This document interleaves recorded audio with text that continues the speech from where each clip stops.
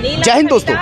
4 से 6 दिन पहले एक खबर हमने चलाई थी कि बुलंदशहर के गांव कुछेजा के अंदर जो गर्भवती महिलाएं हैं उनको पोषाहार जो है वो नहीं दिया जा रहा।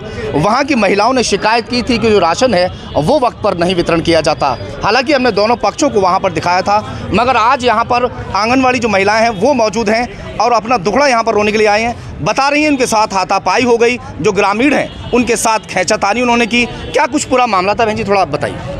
देखिए, अभी परसों इनका फ़ोन आया रोते रोते बहुत ज़्यादा कि बहन जी हमारे साथ मार पिटाई की है, हमें उठा के ले गए, पर्स वर्स सब उनके उखाड़ दिए हैं और उनके दुपट्टे उपट्टे सब खींच लिए हैं। तो उन्होंने बोली कि मैं FIR कराने जा रही हूँ। मैंने कहा ठीक है, देखिए ये तुम्हारा अधिकार है, तुम्हारा राइट है। तो उस दिन ये आई हैं, थाने में भी तहरीर दे चुकी हैं, लेकिन अभी तक कोई कार्रवाई नहीं हुई है। बस हमारा यही कहना है कि राशन जब ऊपर से कम आता है तो आंगनवाड़ी पूरा कहाँ से देंगी, और इस बहन को न्याय कीजिए। ऊपर से कहाँ से कम दिया जाता है? क्या ऊपर कहाँ से? सरकार की तरफ से कम आ रहा है हम लोगों को। आप ये 30% 40% राशन आ रहा है। अच्छा। और बाकी अगर 70% नहीं मिलेगा, 70% ग्रामीणों ने जिस तरह आरोप लगाया, हमें तो इसका मालूम नहीं कि इसकी गाइडलाइंस इतनी क्या हैं, मगर उसके बाद आपने हमें बताया कि 3 महीने में एक बार राशन आता है। हाँ। वो क्या है वो बताएं। हाँ, 3 महीने में राशन आता है, वो हर महीने राशन नहीं मिल रहा है। तो क्या कागजी कार्रवाई की अगर बात करें तो क्या उसमें हर महीने चढ़ाया जाता है? नहीं, वो 3 महीने पे दिया जाता है। 3 महीने में चढ़ाया जाता है। हाँ। अच्छा, तो ग्रामीण तो ये सोचते हैं कि भाई हर महीने आ रहा है, उनको हर महीने नहीं मिल रहा है। यही तो प्रॉब्लम है। अगर सरकार ने आंगनवाड़ियों गांव वालों को ये कहा है कि आंगनवाड़ी अगर आपको राशन ना बांटे तो पोर्टल पे शिकायत करो, और फिर पोर्टल का उनको निस्तारण भी चाहिए, अधिकारियों से निस्तारण चाहते हैं। तो सरकार ये देते समय ये भी तो कहती कि भाई हम राशन इनको 30 और 40% भेज रहे हैं, हम 100% नहीं भेज रहे हैं। तो ये हम गाँव वालों को भी गुमराह किया जाए और हम लोगों को भी गुमराह।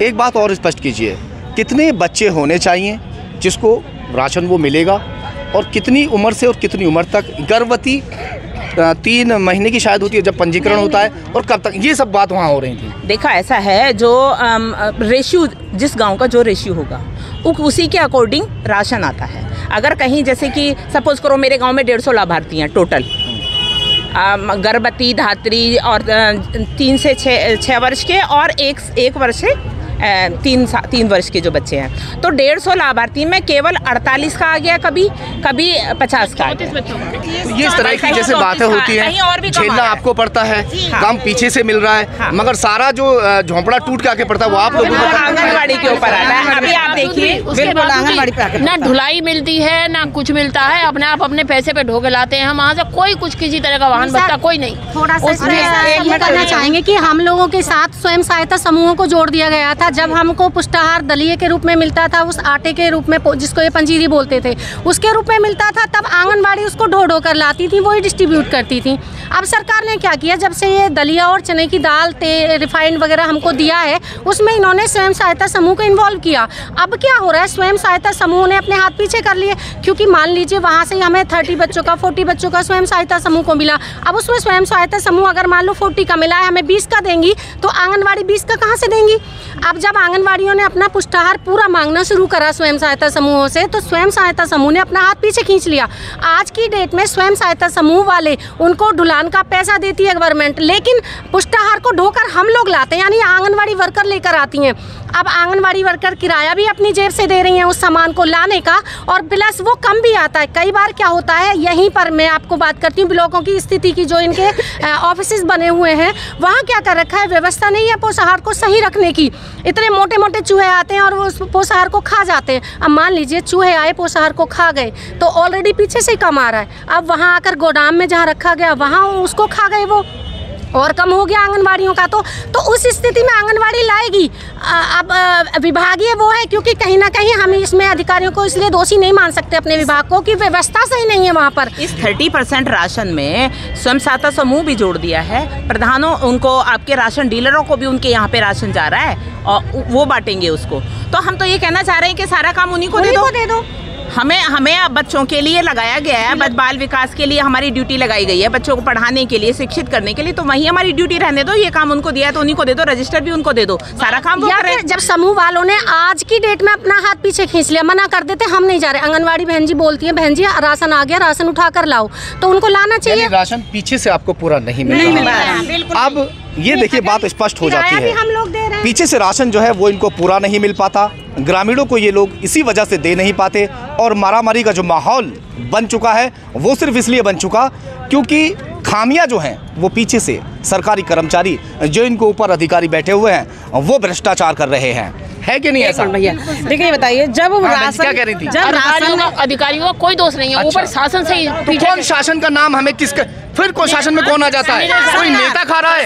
सरकार हमको लड़ाने का काम कर रही है। सुन लीजिए बहन जी, मेरी बात सुन लीजिए। सरकार कौन चला रहा है? सरकार नेता लोग चला रहे हैं। लोग चला रहे हैं ना। जो सरकार में बैठे हुए हैं, क्या अधिकारी नहीं बैठे हुए हैं? अधिकारी बैठे हुए हैं, सबको पता है, सभी अधिकारियों को पता है कि पोषाहार लाभार्थी के अनुसार कम जा रहा है, सबको पता है ना। अधिकारियों के पास जितना आएगा अधिकारी उतना ही तो भेजेंगे ना सेंटरों पे। अधिकारी कहाँ से दे देंगे? अधिकारी जहाँ से जितनी आपूर्ति होगी उतना ही तो वो हम लोगों को दे अधिकारियों से भी कटौती हो जाती है। जो क्या वो कह पाएंगे? जो आपके अधिकारी हैं वो कह पाएंगे कैमरे तो पर? आपसे ये कहना चाह रहे हैं, आप इस जानकारी को लेने के लिए हमसे भी पहले आप विकास भवन जाते हैं तो आपको सारी जानकारी मिल जाती है। डीआई बनती है लखनऊ से डीआई बनती है, और हर सेंटर का अलग से बनता है कि इसका इतना गर्भवती का, इतना 7 से 3 वर्ष का है, इतना 3 से 6 वर्ष के बच्चे का है। और जब बताइए, तो हम समझ चुके। एक बात और कहना चाहती हूँ भैया कि जब राशन हमारा स्वयं सहायता समूह को दिया जा रहा है और स्वयं सहायता समूह प्रधान हमारे सामने बैठ कर बंटवा रहे हैं, हम लोग उनके सामने बांट रहे हैं, लाभार्थी लेके जा रहा है, तो ये सारी मुसीबत आंगनबाड़ी पे ही क्यों टूटती है? ये सहायता समूह पे भी टूटनी चाहिए, प्रधान पे भी टूटनी चाहिए भाई, क्योंकि हम थोड़ी ना लेके आ रहे हैं। प्रधान से बंटवा दो सब, ये सब सारी ये चीजें जो इस वक्त मारामारी का माहौल है, गांव में अभद्रता हुई है आंगनबाड़ियों के साथ में, वो सिर्फ पीछे से राशन मिलने की वजह है। अगर जब तक ये वजह दूर नहीं होगी तब तक इसी तरह से चलता रहेगा। खैर, आज आप लोग यहाँ पहुँचे हैं, आपने जो ज्ञापन यहाँ सौंपा है, मारपीट को लेकर सौंपा है कि मारपीट आंगनबाड़ी के साथ हुई। कौन वो मारपीट जिनके साथ हुई थी? हाँ, कौन बताएंगे? आप बताइए, आप बताइए बहन जी, बता दीजिए थोड़ा। सर, हम वहाँ पर राशन बंटवाने के लिए वहाँ गए थे, प्रधान जी को बुलाया था, तो वहाँ पे हमसे बोले कि वो दिखाओ इसकी, वो जो मेरा स्लिप दिखाओ। मैंने की सर हमें नहीं मिली। प्रधान जी हमें स्लिप नहीं मिली।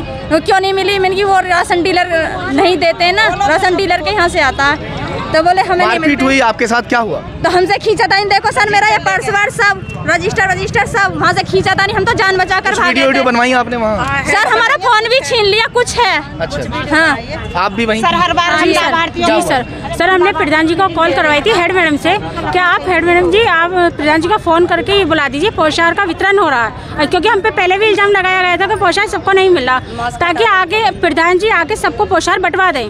उन्होंने प्रधान जी आए तो आते के साथ ही गाली गलौज उल्टा सीधा। मैं कि प्रधान जी क्या आप ऐसे ही घर में बोलते हो?